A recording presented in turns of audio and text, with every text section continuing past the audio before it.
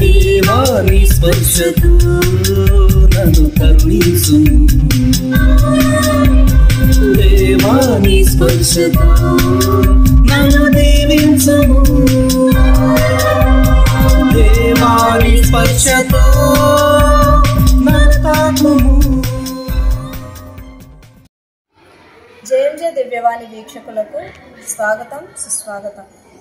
ఈనాటి సువార్త పఠనము మార్కు సువార్త 3వ అధ్యాయము 7 వచనముల నుంచి 12 వచనముల వరకు. యేసు తన శిష్యులతో సరస్సు తీరమును చేరగా గలిలయ యూదయ నుండి అపార జన సమూహము ఆయన యొద్దకు వచ్చెను. ఆయన చేసిన గొప్ప కార్యములను అన్నిటిని గూర్చి విని యెరూషలేము నుండి, యూదయ ఇర్మియా ప్రాంతముల నుండి, యోర్దాను నదీ తీరమునకు ఆవల నుండి, తూరు సీదోను పట్టణముల ప్రాంతముల నుండి గొప్ప జన సమూహము అచటకు వచ్చెను. జన సమూహము తనపై విరగబడునేమో అని యేసు తనకు ఒక పడవను సిద్ధం చేయుడని శిష్యులకు ఆజ్ఞాపించెను. ఏలయనా ఆయన రోగులను అనేకులను స్వస్థపరిచి ఉన్నాడు.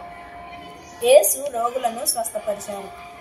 ఈనాటి మొదటి పట్టణము తండ్రి దేవుని సింహాసనమునకు కుడి ప్రక్కన కూర్చుండి ఉండేది ప్రధాన యాజకుడైన యేసు ప్రభువు. ఆయన ఘనతను మనకు తెలియజేస్తుంది.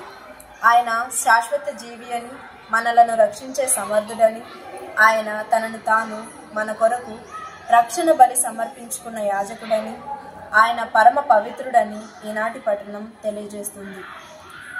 మన వాళ్ళందరి కొరకు ప్రార్థించే ప్రధాన యాజకుడు యేసు. నిజమైన శాశ్వతమైన అర్పణలను మనందరి తరపున తండ్రికి సమర్పించేవాడు మన యేసు ప్రభు.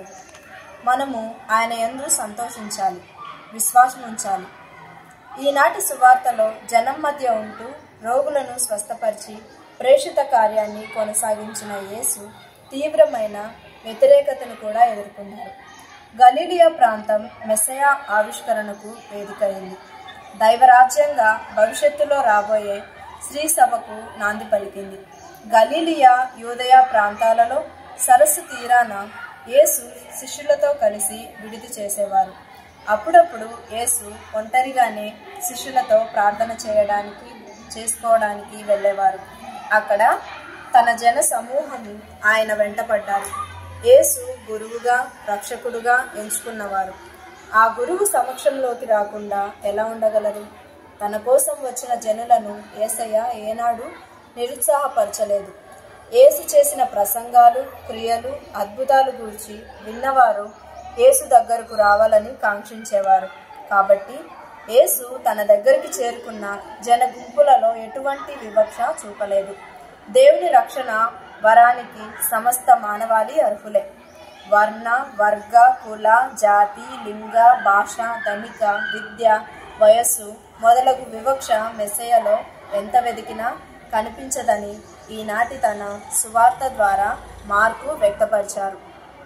తన చెంతకు వచ్చిన రోగులను స్వస్థపరిచాడు. దయ్యములు ఆయన ముందు సాగిలపడి ఆయన దైవకుమారుడని గుర్తించి కేకలు వేశాయి. యేసయ్యకు మనమంటే చాలా ఇష్టం. మనము ఆయన చెంతకు వెళితే ఆదరిస్తాడు, దీవిస్తాడు.